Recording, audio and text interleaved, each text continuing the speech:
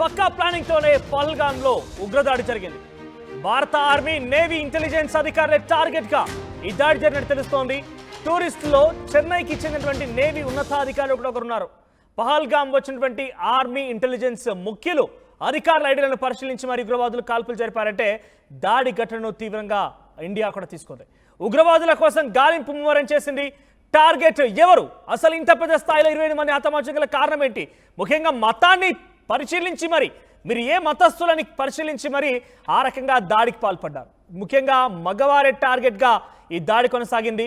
ఒకానొక సందర్భంలో కర్ణాటకకు సంబంధించిన ఒక వ్యక్తి తన కుటుంబంతో సహా వెళ్ళిన తర్వాత వాళ్ళ ఇంట్లో భర్తని పైన దాడి చేసి హతమార్చిన నేపథ్యంలో భార్య కూడా నన్ను కూడా చంపేయండి, నేను వద్దు నన్ను కూడా చంపేయండి అని చెప్పి తను కొంత ఆవేదనతో దుఃఖించినా కూడా go and tell your Modi అన్నారట.